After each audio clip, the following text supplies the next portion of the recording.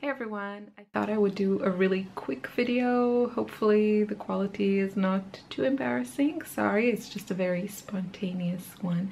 I saw this video from Following the White Rabbit. If you're not familiar with her, she's a fantastic watercolor artist and urban sketcher.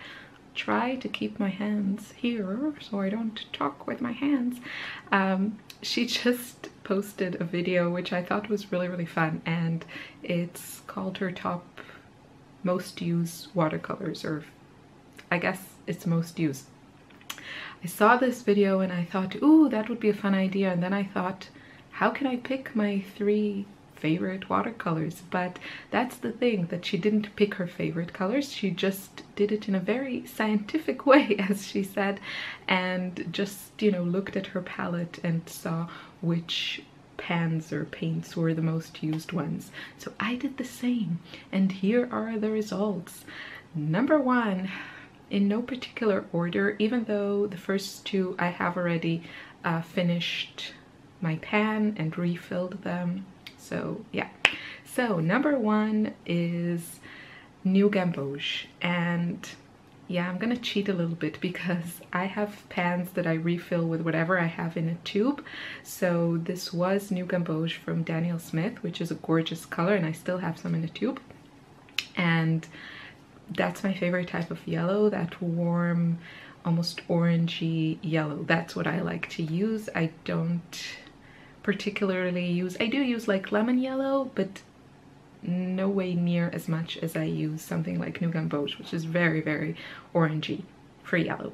So I ran out of that, and now I filled it with Indian yellow from Core, which is an interesting choice. It's also a very warm orangey yellow, and because it's Core has a different binder in it, and I don't know if it's connected to the binder or whatever they put in that paint, but usually when you combine it with other paints, it just pushes them like crazy. So I've been seeing a lot of that, those effects in my paintings. When I add that Indian yellow, the other colors just run away.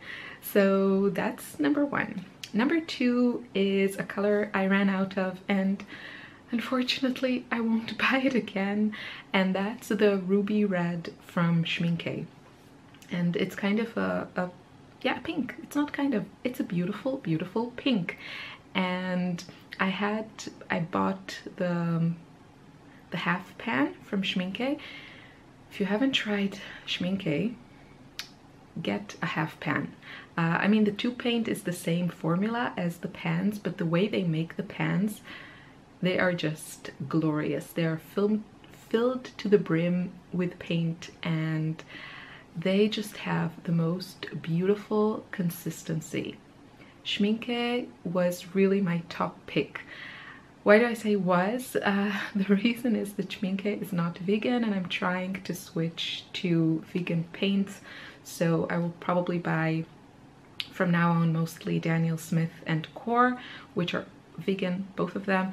There are other vegan paints, but those are the ones I'm familiar with and really enjoy, so I'll probably stick with those, even though the Core tubes are really expensive. The sets are great value. If you want to try, I highly recommend it, but the tubes are really expensive. Anyway, so I finished the Ruby Red, which is beautiful, from Shrinky, and then I filled up that pan with the Daniel Smith Rose Madder Permanent, which is one of their new colors.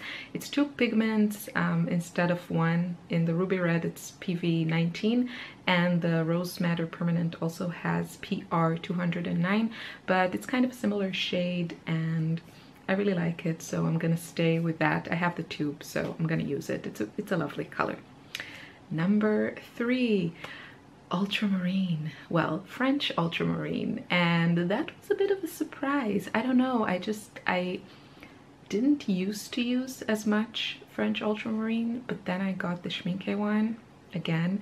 I'm going to try the Shrinky Academy, which are their student grade paints, and those are vegan, so I'm going to try them and see if they compare. They're also cheaper than the artist grade Shrinky, so if you're not concerned with, you know, vegan or not vegan, I love Shrinky. What can I say?